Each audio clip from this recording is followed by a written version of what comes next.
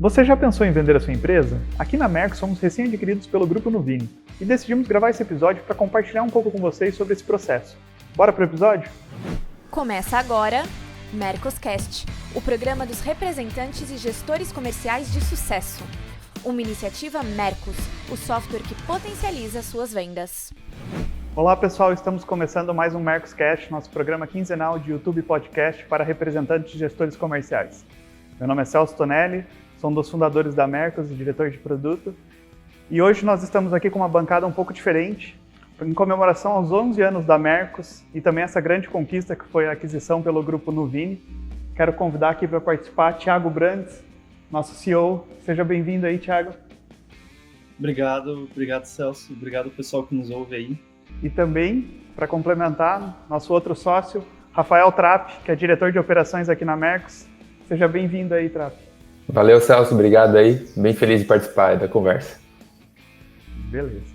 Gente, e para você que está chegando agora, não se conhece ainda a Mercos, se inscreva aqui no nosso canal, curta esse vídeo depois e acompanhe aí nós nas nossas redes sociais, tá? Cara, e olhando assim, acho que falando de nós três aqui, né? Esse ano foi um ano onde a gente conquistou diversas coisas, né? E a Mercos tem alguns números que acabam impressionando, tanto a gente fica surpreso com isso. A gente movimentou no último ano mais de 40 bilhões, a gente tem mais de 7 mil clientes, mais de 30 mil usuários, então atingimos alguns marcos bem legais aí, né? E eu queria aproveitar para também o Thiago contar um pouco, né? O que fez a gente chegar até aqui? Então, contar um pouco da nossa história. Como que começou a Mercos? Thiago, pode contar um pouco da nossa história aí para quem ainda não conhece? Bom, legal, vamos contar um pouquinho dessa história. Então, já contamos em outros lugares, mas nunca aqui no Mercoscast, né? Acho que todo mundo que acompanha o programa conhece muito bem o Afonso. O Afonso é uma das grandes estrelas do Mercoscast e acho que devia ser 2009, talvez, quando o Afonso chegou um dia para o Celso e falou: poxa, bem que eu podia inventar um sistema aí para me ajudar no meu negócio, né? E foi mais ou menos assim, né? A gente enquanto empreendedores, estávamos buscando, nós trabalhávamos como programadores na Lynx na época, né? E nós estávamos buscando alguma solução, algo para empreender. Tinha essa vontade de empreender no ramo de tecnologia, a gente queria ter a nossa própria empresa, queria dar a nossa cara às coisas, digamos assim, mas não tínhamos, né, uma experiência de negócio consolidada, a gente não tinha uma visão muito clara de, poxa, o que a gente quer resolver naquela época, em 2009, e a gente viu no negócio da representação comercial do Afonso um baita desafio de gestão, né? Naquela época o Afonso já tinha uma equipe de, acredito que 3 ou 4 pessoas, ele já tinha 15 representadas na pasta, mais ou menos, atendia Santa Catarina, Paraná, então tinha toda uma complexidade de gestão já do negócio, e o Afonso nos procurou, né, com uma ideia aí de desenvolver um software para ele. Até por curiosidade, a primeira ideia, eu acho que o Afonso nos sugeriu foi desenvolver um e-commerce, né? Ele é um cara tão à frente do seu tempo que em 2009 ele já estava pensando em vender online, e aí a gente conversou com ele e a gente acabou vendo que o back-office ali, né, toda a parte de gestão de pedidos, a parte de gestão de comissões, gestão da carteira de clientes e realmente a agilidade na tirada do pedido era um problema maior do que vender online naquela época. Então a gente decidiu começar por desenvolver os meus pedidos, voltado para agilidade na tirada de pedidos, né, e gestão de comissões e gestão da equipe. Então esse foi o embrião aí de como a ideia surgiu. Acho que essa história é de nós três, né? Acho que vocês podem complementar também. Trapp, conta aí como que foi essa questão. Beleza, começamos no representante, mas também a gente não ficou só no representante comercial, né? Então a gente mudou um pouco esse foco. Complementa aí a... Sim, no começo a gente tinha muita ideia de resolver a dor do representante, né? Tanto que era o Afonso, nosso primeiro cliente. Mas depois, com o tempo, a gente foi percebendo o quanto a indústria também poderia se beneficiar da nossa solução, né? E no começo, lá no início, a gente começou a adquirir clientes até meio que sem querer, porque a indústria tinha a mesma dor do representante, tinha a dor de gerenciar os representantes e precisava de uma solução. Então, a gente pensou no representante, mas acabou resolvendo essa questão também. E E depois como a gente começou a perceber que isso era uma grande oportunidade, na verdade, né? No início foi um pouco, vamos lá, sem querer, mas a gente começou a estar atento a isso. E foi aí que em 2015 a gente pensou, poxa, vamos ter um mercado muito maior para desbravar, a gente pode levar uma solução muito mais completa que vai ajudar a indústria, vai ajudar distribuidores. Então, em 2015 a gente resolveu pegar investimento, né? E eu acho que talvez ali começa um pouco a história, né? Depois que a gente vai se aprofundar um pouco depois da questão de... Ali começa o primeiro passo rumo a depois uma futura aquisição, porque quando a gente pega investimento, a gente já pensa nisso, né? Então, foi lá em 2015 que a gente pegou esse investimento, ampliou nosso produto, investiu e começou, de fato, a resolver aí um problema maior, né? Isso, né? E a empresa começou nós três somente, né? Então, a gente fez começou nós três, até a gente pegar investimento e mudar esse foco para a indústria, a gente tinha em torno de 15 pessoas, mais ou menos. Então, conseguimos ampliar bastante o time também, porque, cara, é um outro atendimento que a gente precisa dar, a gente tem que subir mais a qualidade para atender empresas maiores também, né? Então é uma outra expectativa, desde implantação, integração, a complexidade fica muito maior entre atender uma indústria e atender somente o representante comercial. Então a gente também se estruturou bastante com esse investimento, né? Até chegar nos mais de 100 funcionários que a gente está atualmente, né? Então também todo esse caminho aí a gente percorreu. E acho que o Trap começou a tocar ali no assunto do investimento para venda, né? Então, que é um primeiro passo, talvez, para chegar a isso, né? Para ter a venda da empresa. E eu queria, então, a gente entrar nesse assunto de por que vender, né? Putz, o que deu na nossa telha, vamos dizer, na nossa cabeça, para falar, putz, vou vender a Mercos. Por que vender a Mercos? Então, o que é? Eu sei que mistura um pouco o pessoal com um pouco... estratégia também da empresa, mas eu queria entender de vocês, assim, então, começando pelo Thiago. Thiago, por que vender a empresa? Por que leva a essa decisão? Ótima pergunta, Celso. Eu acho que cada um pode contar um pouquinho das suas motivações pessoais, né? Até porque eu acho que o intuito desse programa de hoje é a gente falar um pouquinho de como é que é o processo por trás, né? Por trás dos bastidores da venda da empresa. E depois que a gente viu que, né, passado esse susto inicial da pandemia, a empresa estava num momento financeiramente fortalecida, porque a gente acabou, acho que o legado de todo esse momento difícil foi que a gente passou a virada do ano de 2020 para 2021 com um negócio muito mais resiliente e muito mais até lucrativo do que era no passado, né? E aí a gente viu que estava acontecendo um momento de muito mercado de fusões e aquisições muito acelerado aqui no Brasil, no mundo todo, mas no Brasil principalmente. E tinha uma janela de oportunidade aí, né? Então a gente já tinha, desde o momento que nós captamos o investimento em 2015, a gente já sabia que fazer a saída, né, fazer uma aquisição, assim, fazer uma venda, faria parte da jornada. Já estava todo mundo comprado nessa ideia, mas não havia um alinhamento entre nós de quando que era o melhor momento. E aí, quando virou o ano, assim, acho que a gente começou a perceber que talvez esse era o melhor momento para aproveitar essa janela e aproveitar o fato de que a empresa também estava super lucrativa e estava num ritmo de crescimento bastante bom. Então acho que isso é parte da motivação, talvez, do negócio. Mas, e aí, num âmbito mais pessoal, eu diria que depois de 10 anos, agora estamos completando 11 anos, né, empreendendo, eu acho que existe a necessidade também de reduzir o risco, né, a necessidade de capitalizar em cima de toda a história que foi construída, né, porque acho que a gente sempre foi super conservador, não diria conservador, mas a gente sempre teve a mentalidade de investir o máximo possível no crescimento da empresa. Então, até o Celso usou uma frase, como é que é a frase que você usou lá do empresa rica, sócio... Empresa rica, sócio pobre. Exato. Então a gente, né, não vinha priorizando o ganho financeiro individual nos últimos anos, e óbvio que isso também era sempre alinhado com os investidores, né? Mas há um momento em que eu acho que depois de 11 anos empreendendo é preciso dar esse passo e faz parte, né? Então eu acho que essa motivação também por ter a liquidez, eu acho que ela pesou bastante na virada do ano.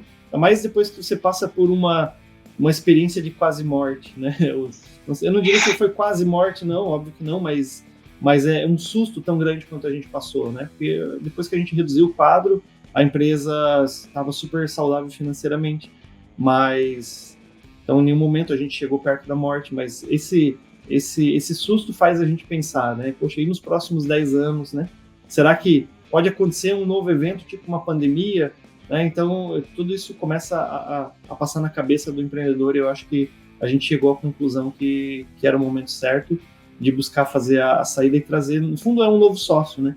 Que a gente continua tocando a empresa no dia a dia, inclusive depois a gente vai entrar, né, nos detalhes, e isso aí foi um dos grandes atrativos, né, para fechar com a Nuvini, mas acho que essas seriam, assim, as minhas principais motivações. E Trap, o que pegou para ti aí? Qual foi a... Eu acho que assim, que quando a gente pensa em vender empresa, acho que não tem como negar a parte financeira, né? Quando algum empreendedor quer vender empresa, também é uma forma de gerar retorno financeiro, e é uma boa forma de gerar retorno financeiro. E começa lá atrás, se a gente voltando ali para 2015, quando eu falei que a gente pegou investimento, na verdade a gente estava fazendo uma escolha como empreendedor, que era assim, que vai muito de encontro com o que o Thiago falou também, que a gente usava o dinheiro para investir na empresa. Por quê? Porque o retorno financeiro não estava vindo em 2015, a gente não tinha salários altos, a gente tinha salários assim relativamente baixos, ou seja, porque a gente estava investindo totalmente no futuro da empresa, a gente estava plantando para o futuro, né? E quando a gente pega investimento, a gente também tem outros sócios que também têm esse interesse, né? Então, eu acho que é um bom caminho, né? Mas é um caminho que exige pensamento de longo prazo, é um caminho que exige esse tipo de mentalidade, né? É uma mentalidade de futuro. E eu acho que agora, assim, respondendo, então lá atrás a gente já meio que tomou uma decisão de fazer uma empresa desse tipo, mas agora pensando, por que agora, né? Porque agora, eu acho que daí também teve vários fatores, né? O Thiago comentou ali alguns fatores. Outro fator foi a questão do mercado, assim. O mercado está super aquecido agora, né? Depois pandemia, a gente está vendo aí no mercado muitas aquisições no ramo de tecnologia, mas eu acho que todos os setores também estão aquecidos, né? Então, assim, foi um ótimo momento para a gente olhar para isso agora, né? Então, e aí, contudo, claro, tendo uma empresa saudável, com números bons, com números atrativos, porque isso é bem importante, né? Assim como você vai, pessoal que vende produto, né? Não adianta ter um produto ruim, né? Porque senão você vai fazer uma venda ruim, né? É o que a gente costuma falar com os nossos clientes, né? Então, aqui no caso, o produto é a empresa. Então, poxa, você tem que ter uma empresa bem preparada para isso, que seja atrativa para o mercado, né? Enfim. E outra coisa que eu queria comentar também, que às vezes quando se fala de venda, né? Acho que tem que tirar o mito de, tipo assim, venda não é... Quem está ouvindo, às vezes, deve ter esse receio, esse dilema. Tá, mas se eu vender, eu vou estar desistindo da empresa, eu vou estar desfazendo da empresa? Acho que são duas coisas diferentes. Vender não significa abrir mão da empresa, não significa matar a empresa, e muito pelo contrário, às vezes é o que permite a empresa ter um novo ciclo, né? E ter uma continuidade melhor do que se não tivesse sido vendida, né? Eu acho que isso também precisa ficar muito claro, porque às vezes o pessoal quer assim, poxa, mas eu vou vender minha empresa, mas não é um fim, é só uma etapa, né? Então acho que isso também é legal o pessoal pensar, porque, né, às vezes eu acho que tem muita gente que pode ter esse dilema na cabeça, e a gente foi trabalhando isso há muito tempo, então pra gente estava muito claro, eu imagino, né? Eu posso falar por todos aqui, eu acho que... Eu acho que outra coisa é que às vezes a venda é um marco de problema, né? Putz, você vendeu porque estava tendo um problema, né? Então, putz, você vendeu, putz, que tipo, fica como se fosse uma notícia ruim. E, cara, muito pelo contrário. A gente sempre buscou isso. Então, que nem vocês comentaram, desde 2015, a gente sempre falou, desde 2015, quando a gente tomou aquela decisão em 2015 de pegar investidor, a gente sabia que a gente precisaria em algum momento dar essa liquidez para eles, que é esse momento de venda. Então, ali a gente já tinha tomado essa decisão de falar, cara, vamos buscar a empresa, construir ela para ser vendida, né? Então, foi um caminho todo que a gente seguiu para isso. Eu acho que outro ponto que nem vocês comentaram dessa questão da liquidez ali para os sócios, de trazer isso para nós, né? Eu lembro de eu ter conversado com um cliente nosso recentemente, depois da venda, ele me veio assim, ele não sabia se ele me dava parabéns ou se aquilo fosse, putz, o que aconteceu? né? E dele falou, eu falei, cara, eu tô muito feliz. A gente tá mega feliz, é uma coisa que a gente queria o tempo todo, né? Mas por que vocês queriam isso, né? Mas por que vender, né?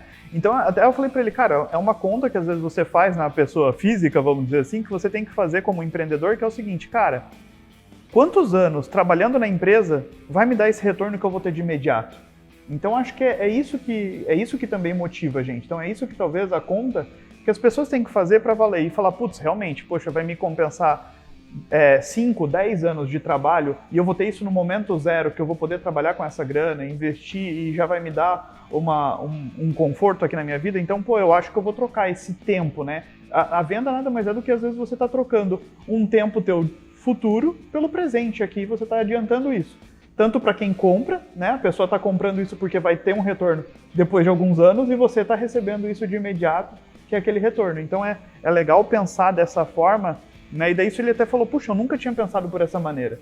Nunca tinha pensado que realmente, puxa, eu estou trocando aqui 10 anos de trabalho para eu receber isso e a outra pessoa talvez vai conseguir fazer esses 10 anos de trabalho em conjunto, com a estrutura toda, com esse grupo, talvez um valor ainda maior, mas eu vou adiantar esse meu recebimento. Então acho que é legal a gente pensar isso, né? Porque, que nem o Thiago comentou, teve todo esse altos e baixos que é empreender, né? Tipo, putz, a gente já teve lá em cima, Covid ficou lá embaixo, depois do Covid a gente ficou, cara, nunca tivemos melhor em todas as métricas da empresa, e daí a gente passou a vender, porque, cara, foi um momento de realização, um momento de sucesso nosso. Então acho que é bem legal reforçar isso. E, cara, e eu acho que agora, nesse ponto, foi beleza, né? Nesse último mês ali foi onde realizou, beleza, vendido efetivamente. Mas a gente vem se preparando há muito tempo para isso. Então eu queria que a gente comentasse um pouco, pudesse entrar nisso de como que a empresa se prepara para ser vendida, né? O que a gente olhou, o que a gente se preparou durante todo esse tempo ali. O Thiago acho que comentou um pouco do sócio pobre, empresa rica, né? O Flávio Augusto fala bastante disso, né? Então, Thiago, conta aí como que foi essa preparação, né? O que a gente priorizou, quais foram as decisões que a gente tomou em direção a essa realização que a gente teve agora? Eu acho que quem compra uma empresa não quer comprar incomodação. Quem compra uma empresa está comprando um ativo financeiro, está pensando ou por uma questão estratégica, quer explorar uma sinergia com a empresa atual, né, ou mais meramente um investimento financeiro. Então, quem compra uma empresa não quer incomodação. Então, eu acho que a principal coisa para se preocupar desde o início da empresa, é não fazer as coisas erradas. Então, qualquer coisa em termos de Receita Federal, em termos de CLT, que você esteja fazendo errado, que você esteja fora, né, E a gente sabe o quanto é difícil empreender no Brasil por causa da carga tributária, né, por causa da complexidade trabalhista, mas o problema é que se você pensa em vender a empresa no futuro, você tem que jogar dentro das regras do jogo, você não pode estar, né, muito nessa área cinza, porque isso vai compondo um passivo trabalhista, um passivo fiscal, que na hora de você pensar em vender esse ativo, no mínimo isso vai, né, voltar para te morder, porque esse passivo vai ficar contingenciado, então, né, de repente o comprador vai ter que mensurar o tamanho desse passivo trabalhista e fiscal que a empresa foi compondo ao longo do tempo e vai ter que segurar esse dinheiro e vai ter que, né, pagar para o empreendedor, pagar para o empresário só no futuro, depois que ficar comprovado que não aconteceu nada, né? Então isso vai gerar problemas no momento de uma venda e eu acho que a gente teve uma postura desde o início, talvez bem lá no início, não era porque a gente pensava em vender, era só porque a gente sempre foi muito certinho. E a gente não queria se incomodar, então a gente não queria tomar risco fazendo, né, nada errado. Então, para o nosso ouvinte ter uma ideia do que a gente está falando, a Mercos, em 11 anos de história, nunca contratou a PJ. A gente nunca contratou uma pessoa full-time para trabalhar PJ por causa do risco trabalhista que isso acarreta. E isso foi... nós já tínhamos essa prática antes de trazer investidor oficialmente, né, para a empresa em 2015. A gente já tinha 5 anos de empresa quando esse investidor entrou, quando a Monax e a Falcon Ventures entraram.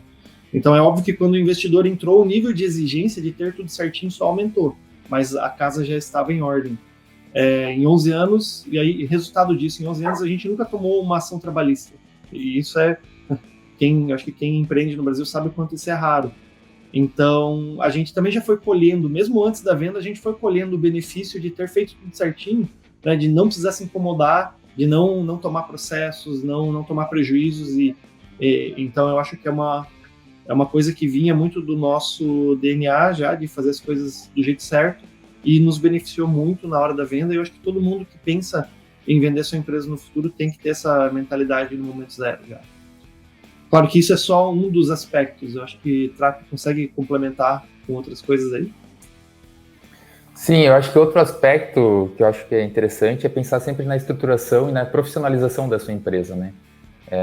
Porque você tem que pensar assim, daqui a, sei lá, 5 anos, 10 anos, ou talvez até menos, né? Mas lá no início, né? Quando tá no início, tem que pensar daqui a 5 anos, 10 anos, se eu não estiver mais aqui, né, a empresa capota ou a empresa vai continuar bem, né? Então, acho que assim, tirar dependências dos empreendedores, dos sócios, eu acho que é muito importante. Porque isso também é um fator de risco para quem compra. Então, imagina, você vai comprar uma empresa que se tem uma pessoa que é muito chave e ela sair, a empresa perde valor. Então, isso é muito olhado pelo comprador, né? Como que estão os processos, como que a independência da empresa em relação só aos fundadores, aos empreendedores. Eu acho que isso é bem importante. Então, é um outro fator que a gente sempre se preocupou em ter pessoas na operação que consigam desenvolver suas áreas e sem a nossa intervenção diária, sem a nossa intervenção. Então, isso é bem importante. Acho que esse é um outro ponto bem legal aí. Acho que isso passa por encontrar, né, e atrair um time muito bom, um time que compre o sonho e que queira construir junto, e também dar liberdade para as pessoas, né, perseguirem essas coisas. Eu acho que aquela visão do líder controlador e extremamente, né, comando e controle, e que se insere em tudo e quer ter uma opinião no micro sobre tudo e quer que todo mundo se adeque a essa sua própria opinião. Eu acho que isso cria um tipo de empresa muito frágil. É uma empresa que depende do líder, depende do fundador estar sempre à frente. E aí, eu acho que isso é um fator de risco, como o Trap falou, com certeza. Eu acho que outra coisa seria foco em crescimento. Eu acho que também ninguém no mercado busca comprar uma empresa que esteja num momento de estagnação, né?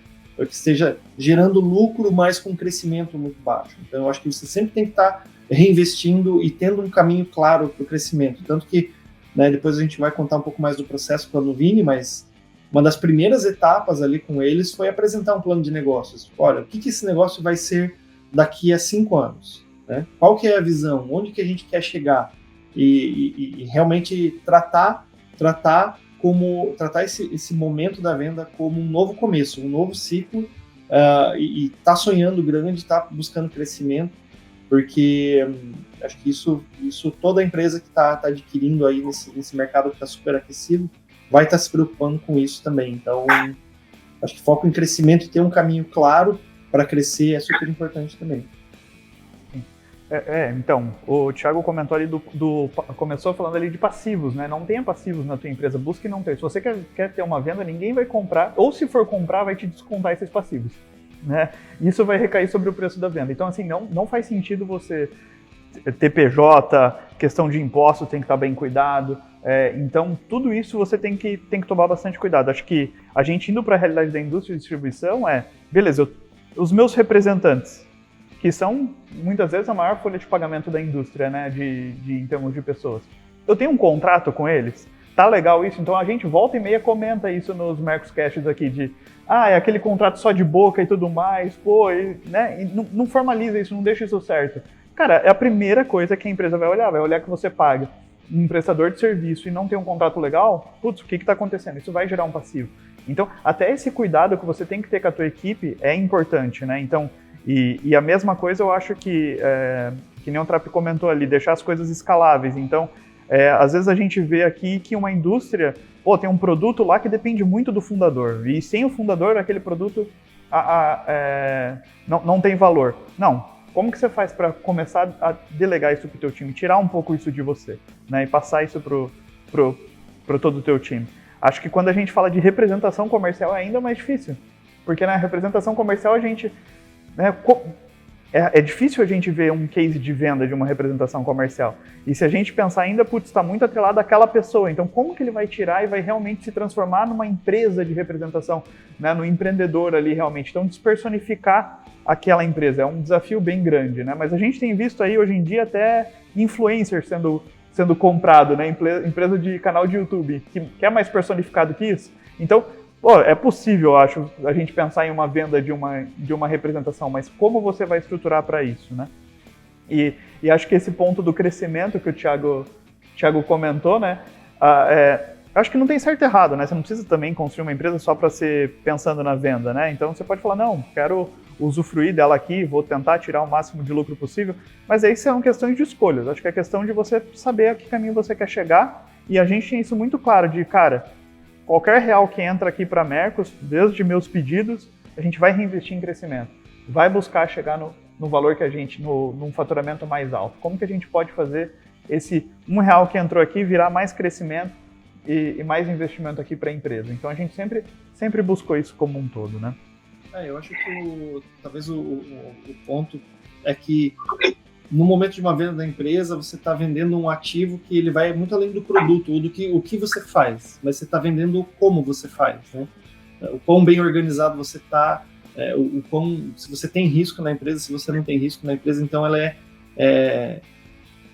não adianta a gente ter somente um ótimo produto e às vezes até clientes super satisfeitos, mas se, né, por trás as engrenagens os mecanismos que fazem esse produto chegar no mercado tão desorganizados. Então, eu acho que eu colocaria como último ponto ter uma gestão bem alinhada dentro da empresa, né? Porque eu acho que isso foi super valorizado também no nosso processo aqui. Então, a gente passou anos e anos aí refinando e construindo um modelo de gestão financeira, para ter uma gestão financeira muito apurada, muito na mão. Então, assim, a gente tem o orçamento, não sai R$1 de despesa da empresa sem estar aprovado em um orçamento de médio e longo prazo aqui. A gente tem previsões de crescimento que são super assertivas, então a gente sabe com um grau de confiança bastante grande, poxa, quanto a gente vai crescer nesse ano, quanto lucro a gente vai dar nesse ano, e ano que vem, quanto a gente vai crescer, quanto lucro a gente vai dar. Então, esse tipo de gestão financeira, né, e depois desdobrar isso na gestão das equipes, né, na gestão das metas, na gestão dos indicadores, e ter indicadores claros para todas as áreas da empresa. Eu acho que isso foi uma coisa super estratégica, importante agora na venda, e aí você está realmente passando confiança de que você estando ali à frente do negócio, você também está gerando valor, porque, né, você não é totalmente desnecessário, você está gerando valor porque você está organizando a empresa para o futuro, e a empresa tem uma gestão que faz sentido, uma gestão previsível. Eu acho que, voltando para aquele tema de quem compra a empresa não quer comprar dor de cabeça, não quer comprar susto, eu acho que a gestão financeira também é extremamente importante, e eu acho que foi uma das forças nossas aí nesse processo dos últimos meses, né? Sim, essa parte de gestão financeira é legal falar porque também entra aquela questão da mistura a gente, é bem comum ver aquela mistura do pessoa física e pessoa jurídica na mesma conta, né? A gente sempre teve muito essa separação. Então a gente sempre teve tipo assim, cara, quanto que é o nosso prolabore, o nosso salário que a gente vai retirar, isso aqui daí transfere para a pessoa física. A gente não tem um cartão PJ, que é pessoa jurídica aqui, que eu vou num restaurante com a minha esposa e passa no cartão PJ. Não tem esse tipo de rolo, né? A gente é tão natural pra gente essa organização financeira e essa separação que isso nem vem na nossa cabeça. Mas é comum a gente ver isso no dia a dia, né? Vou fazer uma viagem aqui com a minha esposa, vou passar no cartão da pessoa jurídica. Vou fazer isso aqui, vou passar ali, depois eu vejo lá. Tira isso aí como lucro, manda aqui pra mim. E fica essa gestão financeira toda bagunçada, que quando uma empresa vai olhar e vai olhar todo o teu histórico, ela não vai olhar o teu número daquele mês, ela vai olhar todo o teu histórico. E vai ver essa bagunça e vai falar, o que estava acontecendo aqui?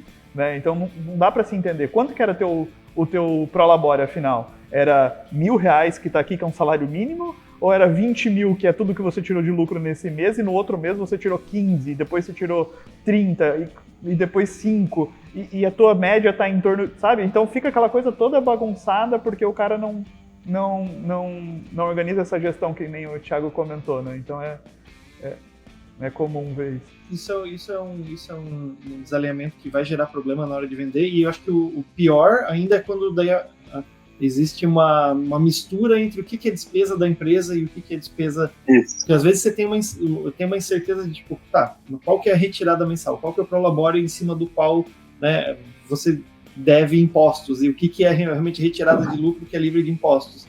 Mas no meio desse cálculo existem as despesas, né? Então, quando está muito misturado despesa pessoal com despesa da empresa, eu acho que isso é uma coisa que é super comum também, e é um tipo de movimento que pode até inviabilizar uma venda. Então, eu acho que nunca é tarde para mudar. Então, se a pessoa tem o desejo de fazer diferente, de mirar uma venda no futuro, acho que sempre dá para ajeitar as coisas e depois deixar claro. Eu acho que se a empresa ela foi desorganizada no passado e aí foi feito um esforço para organizar, acho que na hora de buscar uma venda, é importante deixar isso claro, ter essa transparência, né, e mostrar que a empresa está diferente agora, porque o histórico ele nunca vai desaparecer, ele sempre vai estar lá, né? Então, eu acho que isso é importante também. E falando também de alinhamento entre os sócios, né? Porque eu acho que uma questão é o seguinte, a gente tinha muito claro entre nós que nós três queríamos vender e tudo mais. E como que foi esse alinhamento entre nós? Porque se isso não acontece, também não tem como vender, né? Se só um quer, não vai rolar. Como que foi esse processo de definição? O que vocês acham sobre isso? Eu diria que a parte mais importante é quando você quer vender. Acho que é o ponto-chave inicial, assim. Não passe por essa etapa, não despreze essa etapa, né? Faça bem feita, que é o quê? Alinhe-se com seus sócios, né? Se você tem sócio, alinhe-se. E assim, então, a gente teve vários alinhamentos, acho que o importante não é um alinhamento do tipo, vamos vender e é isso aí, estamos alinhados, queremos vender. Não, acho que precisa ter uma conversa muito franca, do tipo assim, por quanto cada um quer, qual que é o valor de cada um, quais são as condições de cada um, qual que é o futuro que cada um espera. Acho que a gente fez isso, né, e assim, eu recomendo muito que todo mundo faça.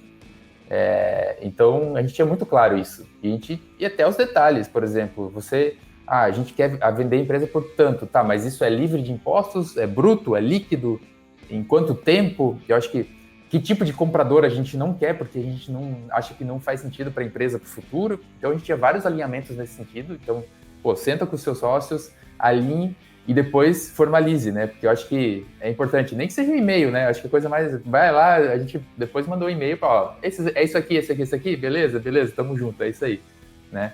E outra coisa que eu acho que vale a pena falar, assim, que eu achei que que a gente fez e é uma boa prática, eu acho, que é o seguinte, a gente combinou o seguinte sentido. Beleza, a gente tem alinhado as premissas iniciais, mas surgindo uma proposta, como que a gente vai fazer para decidir se a gente vai na proposta ou não vai? A gente seguiu a seguinte linha. Se um de nós três não quiser, não tá feito. Então, assim, não é votação, é tipo assim, os três têm que concordar. Então, porque a gente já viu muitos casos por aí em que se faz uma votação. Poxa, mas daí, será que é o melhor caminho? A gente não achou que fosse o melhor caminho. A gente falou assim, cara, a gente tem que estar junto nisso, ou é os três, ou é ninguém. Então, isso a gente fez, e teve casos, exemplos, em que, tipo, 2 estavam mais favoráveis, um não, e beleza, segue o jogo, estava combinado, estava alinhado, e a gente não brigou por isso. Então, acho que isso é bem importante, acho que tomem cuidado se vocês forem vender e tem sócios, cara, esse é um ponto-chave, assim. E isso antes, né, Trapi? Não no momento que recebeu a proposta, porque senão você vira uma discussão por proposta. A gente fez isso muito antes, né Thiago? Antes de começar a rodar o mercado e bater porta, aí nos possíveis compradores, a gente fez esse alinhamento. E acho que é bem isso que o Trapi falou. Tava super claro desde o início a regra do jogo. A dica de formalizar por escrito, por e-mail, eu acho que é importante também. Parece uma coisa pequena, mas é importante, porque, cara, a memória às vezes é falha. Então, assim, a hora que a gente combinou algo e fez sentido, vamos botar por escrito, porque, cara, depois passa 6 meses, passa um ano, às vezes a gente não tem a memória perfeita de o que foi combinado, né? Nem no individual. Agora, quer dizer, cabeça de 3 pessoas, 4, às vezes, sócios. Então, eu acho que é uma boa, assim, colocar por escrito, isso sempre nos ajudou. Não foi a primeira vez que a gente já fez isso, né? A gente já fez esses combinados. E olha que, tipo, a gente se conhece há 15 anos, né? Então, tipo assim, o Celso e o Trapp aqui estudaram no colégio, no ensino médio juntos, assim, a amizade de 20 anos. E ainda assim, cara, é importante botar por escrito porque enfim, acho que é uma boa prática. E a gente já tinha feito isso no passado para combinar, né, tipo, salários futuros, combinar se a gente vai pegar mais investimento sim ou não, e em que condições a gente faz sentido pegar mais investimento, né? Não sei se vocês lembram, mas em 2018, 2019 a gente já estava aplicando isso e acho que ajudou muito. O que mais eu posso compartilhar? Eu acho que... E aí, acho que depois desse alinhamento feito, eu diria que é importante tratar como um processo de venda mesmo. No dia a dia, você está vendendo o seu produto, né? Existe um produto muito claro. No caso da Mercos, um software de automação de força de vendas e e-commerce B2B para indústrias, distribuidoras e representantes comerciais. Então, isso é super claro, é isso que a gente sabe fazer, a gente vende isso e constrói isso há 11 anos, mas chega o momento de pensar numa venda, aí você tem que empacotar a empresa, e o produto passa a ser a empresa, e para realmente chegar num resultado bom, eu acho que é importante que uma das pessoas, ou né, se você é sozinho, claro que né, você vai ter que fazer isso sozinho, mas se você tiver mais sócios, eu acho que precisa ser trabalho em tempo integral, praticamente, de uma das pessoas focar nisso e tratar como um processo de venda. Porque você tem que aprender a vender esse produto novo, porque a gente não é acostumado a vender a empresa como um produto financeiro, vamos dizer assim, né? Vamos chamar dessa forma. E no nosso caso, fui eu que puxei esse processo, então foi de comum acordo que esse seria o meu principal projeto. A partir de outubro, novembro, né, eu comecei a me dedicar a isso, né, com a ajuda né, do nosso time financeiro, do Carlos Marian, que é nosso diretor financeiro também. Ele ajudou bastante desde o início, né, o time que construiu a maior parte das métricas, mas eu estava ali coordenando esse esforço de como é que a gente vai explicar e empacotar esse negócio, né? O que é a Mercos? Qual que é a oportunidade, né? Como que a gente ganha dinheiro? Como que a gente vai crescer? Qual que é a estratégia? Então, a gente foi trabalhando desde outubro do ano passado em cima desses temas aí, e eu estava dedicando 80% do meu tempo para isso. Eu acho que se não fosse isso, né, também teria sido muito difícil virar a venda.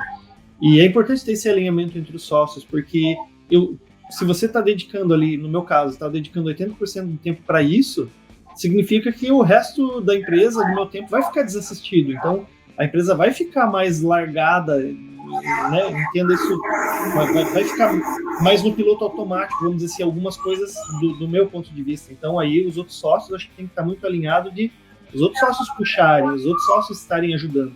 E eu acho que foi isso que aconteceu. O Celso e o Trapp estavam focados no dia a dia, estavam ajudando né, a tocar o negócio, enquanto eu tive aí essa liberdade para perseguir esse projeto e acho que deu muito resultado. O Thiago comentou assim que a gente procurou ativamente também isso, né, Thiago? Então acho que teve esse alinhamento que o Trapp comentou, que é importante a gente ter para saber, poxa, por quanto e tudo mais. É interessante, tanto nessa questão de, beleza, vou procurar ativamente, mas talvez até bom ter um pouco antes, né? Porque a gente teve casos de procura no reativo por nós, né, Thiago? De falar assim, oi, tudo bom? Vim uma empresa e começar a falar com a gente, putz, tô pensando aqui, vocês querem conversar sobre aquisição? E pegar a gente meio de surpresa, a gente não estava preparado para aquilo, né? Então, eu acho que esse alinhamento todo que você comentou, é bom ter até para quando surgir essa oportunidade, às vezes vem não necessariamente você vai buscar ativamente, mas ela vem no reativo para você ter isso claro com os teus sócios, que é o que você quer, e puxa, como que é, porque senão pode dificultar também um pouco isso, né? Bom, eu acho que dá para contar um pouquinho dessa história, né? Em 2019 a gente foi abordado por uma empresa de tecnologia buscando fazer uma aquisição, e a gente chegou a receber uma oferta de boca, assim, valores e tal, mas naquela época era uma coisa confusa, assim, a gente não tinha esse alinhamento entre nós, de quanto era a expectativa de cada um, condições, tudo isso que o Trapp falou, não tinha uma estratégia clara para crescer o negócio nos próximos anos, não tinha também conversado com outras empresas, então, assim, poxa, é uma proposta boa ou ruim, mas comparada a quê também, né? A gente não conversou com mais ninguém, foi uma oportunidade que caiu no colo, e eu acho que é importante ter esse alinhamento o quanto antes possível, né? Se você pensa em vender sim ou não, se pensa em vender por quanto, qual que é a expectativa e tal, até para poder balizar uma oferta que chegue no reativo, no orgânico, igual essa oferta em 2019 chegou. E foi bom que a gente não avançou naquela época, porque realmente não tinha um plano de crescimento futuro bem alinhado, não estava bem alinhado entre nós.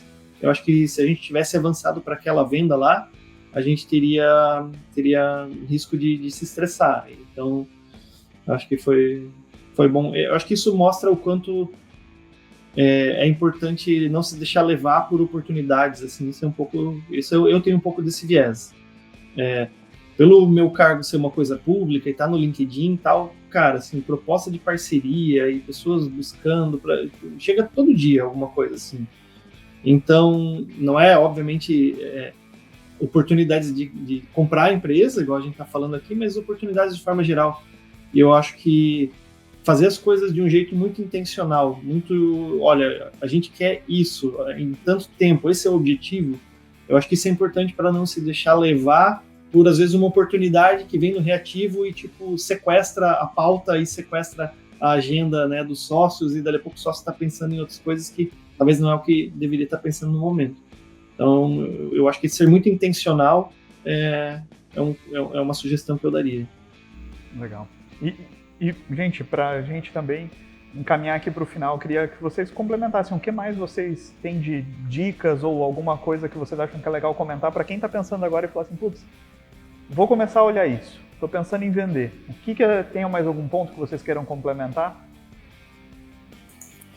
Eu ia dar eu queria passar uma reflexão também que vai um pouco além da aquisição, assim, porque a gente está falando muito de aquisição, como vender, não sei o que, mas acho que, cara, uma coisa que a gente nunca esqueceu, acho que lá desde o início, foi, no final das contas, o mais importante é gerar valor para o cliente, crescer a empresa, conseguir mais clientes, conseguir uma empresa saudável, que consiga ter uma visão de longo prazo. Então, tipo assim, nunca esqueça disso, né? Eu acho que às vezes você não está querendo vender agora, e eu acho que, assim, por mais que a gente tinha a visão de que queremos vender, cara, isso não entrava nas nossas pautas. Aqui a gente está fazendo um episódio sobre isso, mas no final das contas, no dia a dia cara, como que a gente gera mais valor para o cliente, como que a gente cresce a empresa. E assim, eu acho que se vocês tiverem uma dica, acho que vai passar, nunca percam isso, né? Porque se vocês fizerem isso bem feito, cara, o ativo de vocês vai valorizar, a empresa vai valorizar e vai ficar interessante para ser vendida. Então, eu acho que essa talvez seja um ponto importante aí. Legal, eu acho que isso é fundamental, tá? Porque até tem um conselho nesse mundo de tecnologia sobre como captar dinheiro. O pessoal fala que a principal dica tem uma ótima empresa e todo o resto vai vir na esteira. Tipo assim, vai ter investidor querendo investir ou vai depois ter alguém querendo comprar. É natural, é uma consequência natural. Então, focar no cliente, focar no time, né? Focar em sempre desenvolver o talento dentro de casa. Acho que sempre apostar nas pessoas. A gente sempre teve essa postura aqui dentro. Entender cada vez mais o nosso cliente, está sempre buscando sonhos cada vez maiores, né? Então a gente começou atendendo os representantes, depois a gente foi para pequeno distribuidor, depois a gente foi para a indústria, então a gente está sempre buscando, né, um novo segmento. Primeiro era só força de vendas, depois B2B, então essa evolução constante e entregar cada vez mais valor para o mercado, né? E a gente está próximo aí, ano que vem, vamos né, fazer uma nova evolução nesse sentido, com possivelmente novos produtos. Então, esse ralar, a relação no dia a dia e fazer essas coisas bem feito e entregando valor para o cliente, fazendo a empresa crescer como consequência disso. E esse é o essencial, acho que esse é o essencial. Todo o resto aqui são coisas acessórias, são coisas tipo, mantenha a empresa bem organizada, né, diminua o risco para um possível comprador no futuro. Todas essas coisas que a gente está falando aqui, elas são pequenas, perto disso aí que o Trapo falou, então eu concordo 100%.